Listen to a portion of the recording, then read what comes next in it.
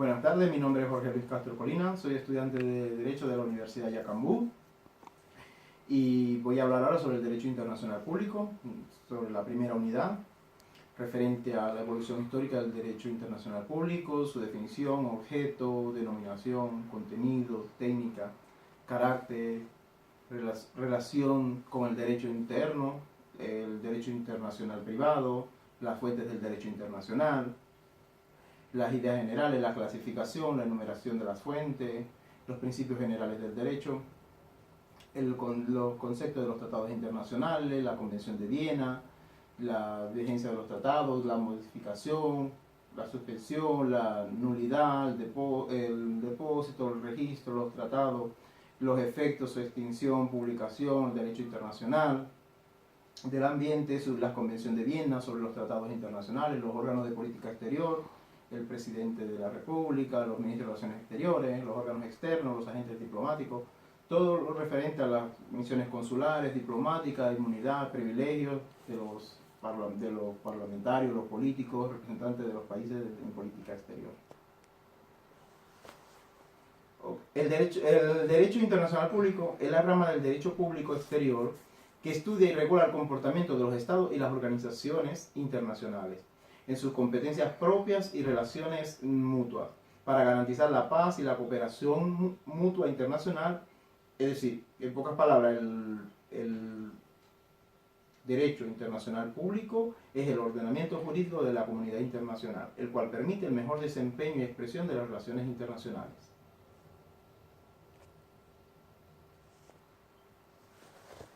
En la evolución histórica del derecho internacional público se puede sintetizar que en el ciclo evolutivo moderno del derecho internacional público hasta la actualidad no supera los 500 años para consolidarse como sistema normativo para regular las relaciones internacionales entre los estados y los organismos internacionales. Pero no debemos olvidar que sus orígenes no son de 500 años, ya se aprecian tratado internacional, ya se puede apreciar sinceramente el derecho internacional público en el Tratado de Paz celebrado entre Egipto y el Imperio Haitía en el siglo XIII a.C. Entre el Renacimiento escolástico y laico y el año 1648 de la Paz de Westfalia se pone término a las guerras de los 30 años. Se desarrolla la primera etapa de la búsqueda de una orden de las soluciones de las controversias entre las naciones y que deben aprender a convivir en paz y con respeto. Desde Westfalia hasta el desquiciamiento de 1789 se advierte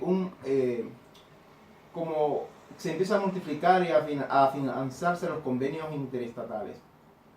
que además de los ámbitos tradicionales en el género, de lo bélico y lo político, alcanzaron también otros como lo comercial.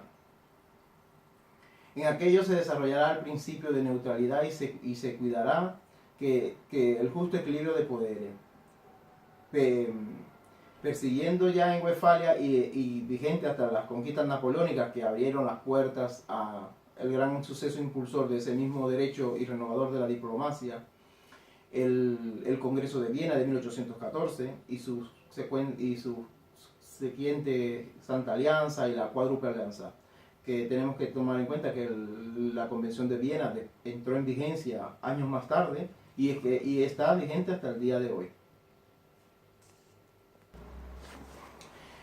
Cabe destacar también la Declaración de París de 1856 sobre la guerra en el mar y la abolición del correo marítimo, el Convenio de Ginebra de 1864 sobre el trato de los militares, los heridos en tiempos de guerra, el Convenio de la Cruz Roja, iniciativa del suizo Henry Dumont, revisado posteriormente por la Declaración de San Petersburgo, la prohibitiva de uso de determinadas armas, las convenciones y declaraciones de La Haya de 1899 y de 1907 que señalaron el peso para establecer las controversias, la abolición de la esclavitud, el régimen de navegación de los ríos internacionales,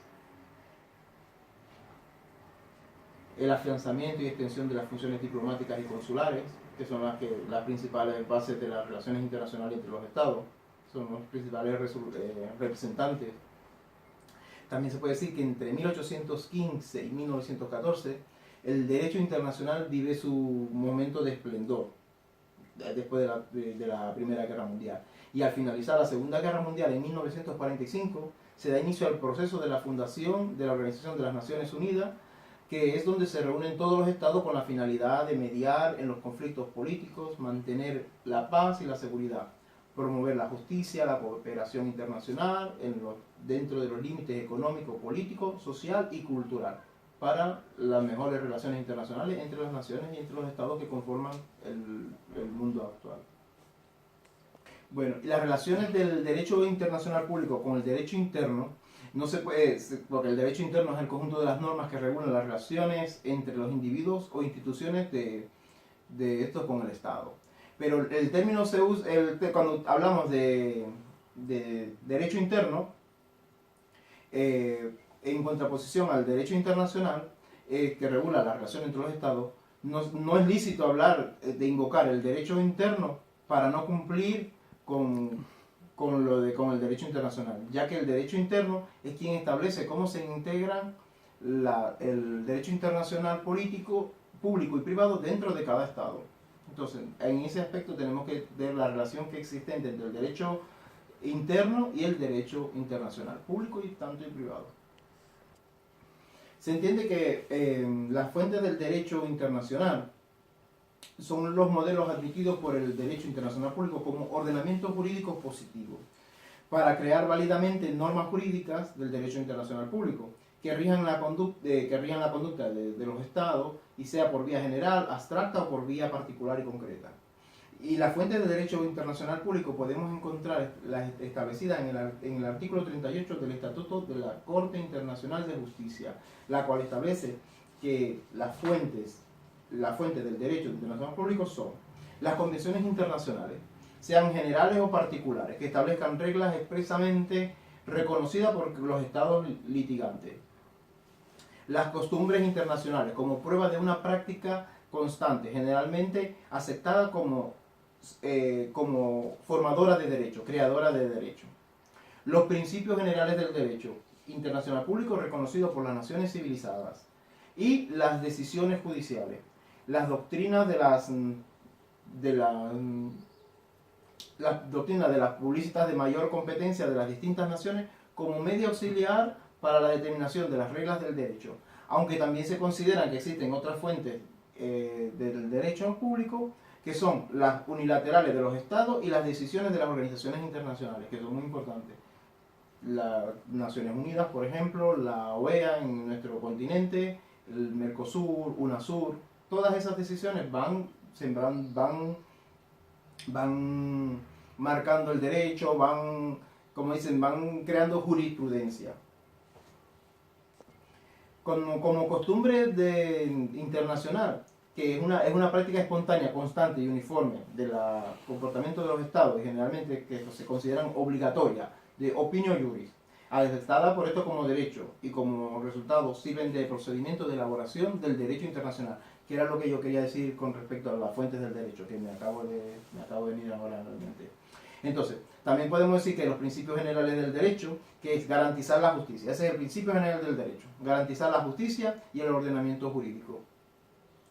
Pero el ordenamiento jurídico internacional en particular tiene el fundamento propósito de hacer realidad la justicia dentro de las relaciones internacionales entre los estados, entre sus destinatarios, y mantener la paz social. Otra cosa que es muy importante destacar, que dentro de los principios del derecho y el derecho internacional público y las relaciones internacionales de los países, es muy importante la representación diplomática, los órganos consulares, el presidente, el Ministerio de Relaciones Exteriores, para que puedan mantener, y son los que son autorizados para los convenios y los tratados internacionales, para ratificarlo, para modificarlo, y es potestad del presidente de la República el manejo exclusivo de las relaciones internacionales, en su representación del Ministerio de Relaciones Exteriores. Hablando sobre la Convención de Viena, quería decir que, bueno, según la Convención de Viena,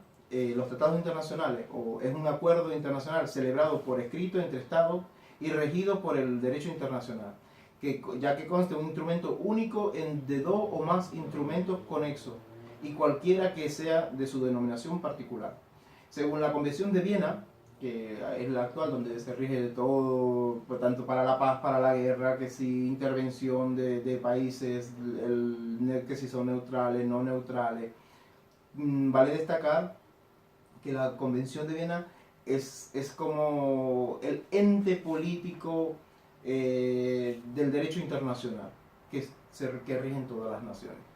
Bueno, esto ha sido por ahora mi intervención, espero que sea de su agrado.